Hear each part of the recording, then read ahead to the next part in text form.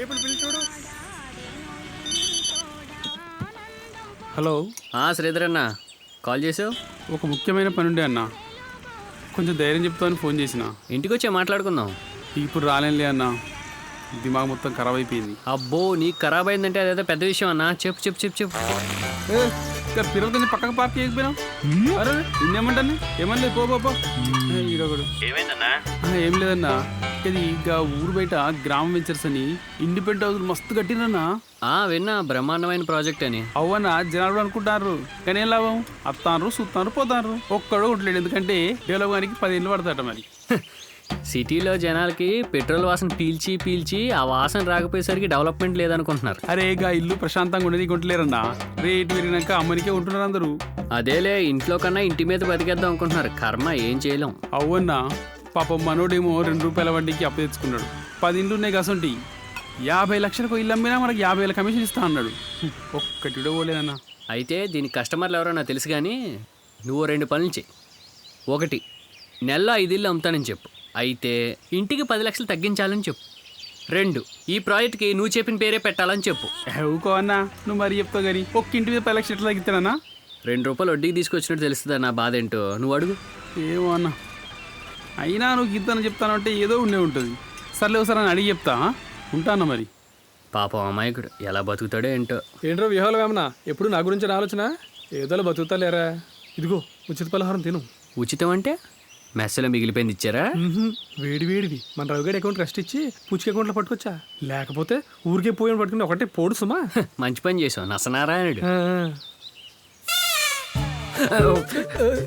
ఏంట్రా నసన ఎత్తిన పెట్టుకొచ్చావు? అంటే ఆయన సొమ్ము మనకెందుకు, కాసేపు సోది వింటే రుణం తీరుతుందని.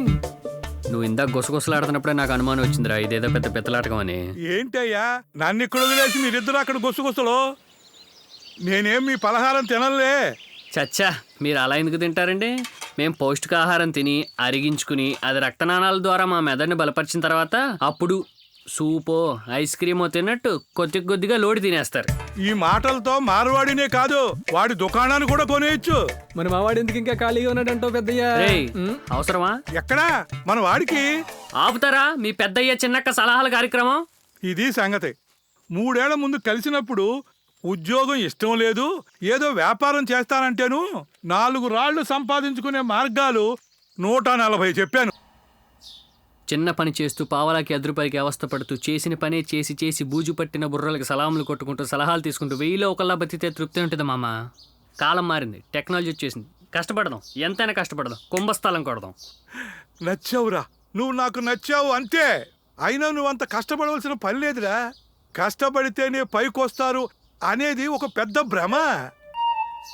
చూడు, ఏంటది? నీళ్ళ పంపు కాదు, పెట్రోలు పంపు. తెల్ల పెట్రోలా? తెల్లవారితే మనిషికి అవసరమయ్యే పెట్రోలు. మనలాంటి పేద వ్యాపారస్తుల పెట్రోలు. అదెలా?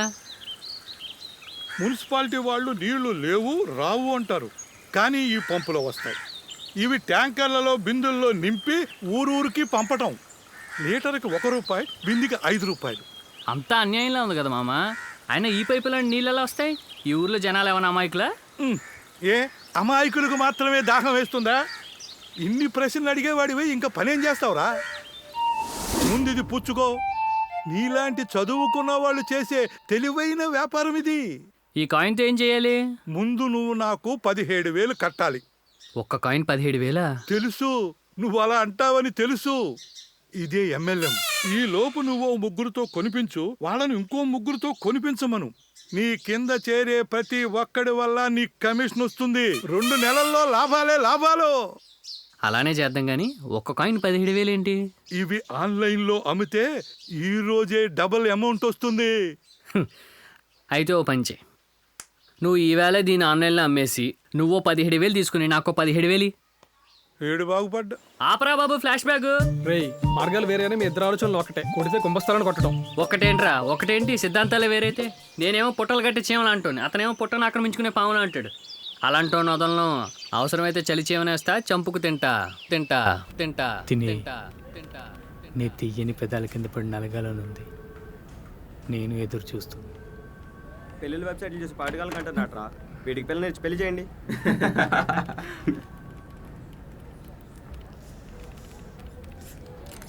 వస్తున్నా. నీ పరువు నువ్వే తీసుకుంటావు కదరా. చదువు ఉంది, కాస్త కోస్త అందం ఉంది, ఓ మంచి ఉద్యోగం ఉంది, ఎప్పుడో అప్పుడు అమెరికా కూడా పోయే అవకాశం ఉంది. అయినా పెళ్లి కదేంట్రా? ఏ జన్మలో ఏ ఆడపిల్ల ఉసురు పోస్తున్నావు?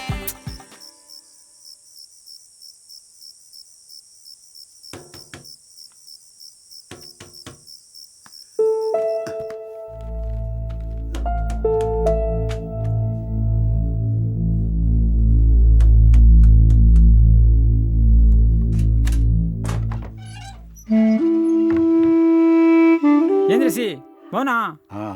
రా.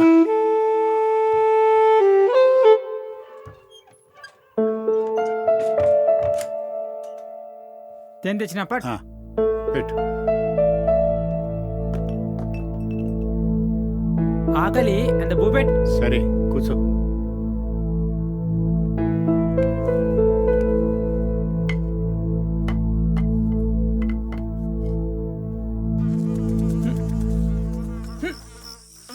ఎక్కడి సందు పడింది తాయ్.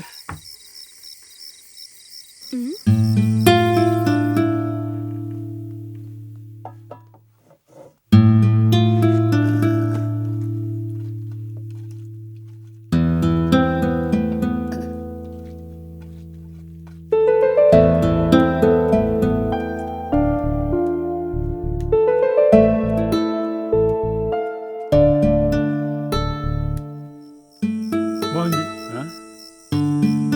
పదినాడు ఊరేగింపురా. దేవునితో పోతే రామాయణ గూడెం చుట్టూ. విన్నా. మనం చెప్పి సినిమా చెప్పినాం. బడి ఎట్లా నడుస్తోంది? పోతాంది. ఆ బుడ్డకాలు సంచులు వేసుకొని పొద్దు పుడుస్తానే పోయి పొద్దు కుక్కినా కొత్తలే. బాగుంది. నువ్వురా. వస్తానులే. 10వ తరగతి మొదలు పెడితే ఒప్పుకుంటారా అందరూ? అసే పెద్ద పెద్ద ఎత్తులు అసి జాంకులే నాకు. ఏంటి 10వ తరగతి సర్టిఫికేట్ వస్తే మీ జీవితాలే బాగుపడతాయి. అది ఎలా చెప్పాలో అర్థం కావడం లేదు.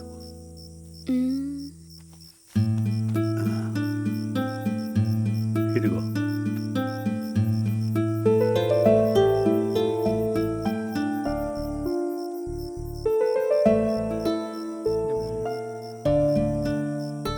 విజయగాడ కళ్ళకి వచ్చినాడరా.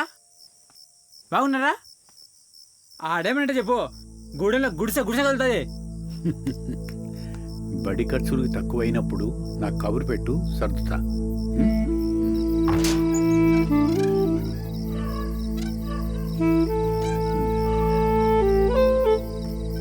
వచ్చా.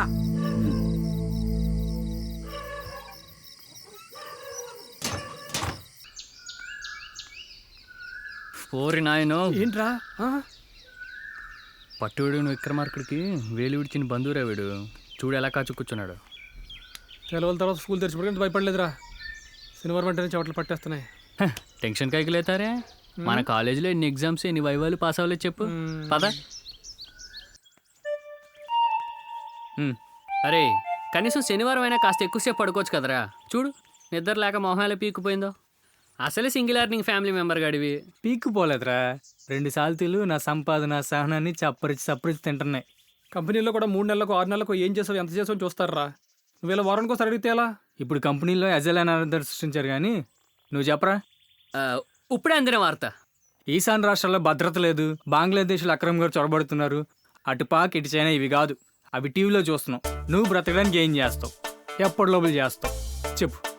అరే బతకడానికి ఏదోటి చేయాలంటే పందికి నాకు పెద్ద తేడా ఉందిరా. ఇప్పటికైతే పెద్ద తేడా ఏం లేదురా. నువ్వు విషయాన్ని రా.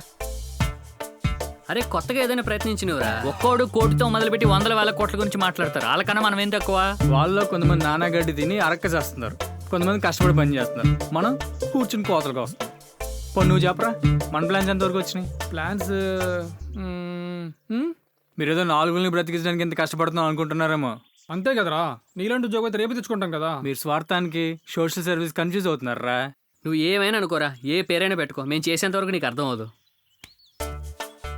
సోషల్ సర్వీస్ అంటే ఉచితంగా డబ్బులు ఇచ్చి అన్నం పెట్టాలనుకునే వాళ్ళతో మాట్లాడటం నాకు అనవసరం రా.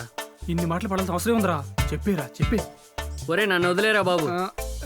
రే యాక్చువల్గా మనోడు ఎంబీఏ చేద్దాం అనుకుంటున్నాడు రా. బిజినెస్ ప్లాన్ అంతా సిద్ధం. 1 year MBA, తర్వాత సొంత కంపెనీ. సరిగ్గా ఇందుకే నేనేం చేస్తానో ఎవరికి చెప్పండి.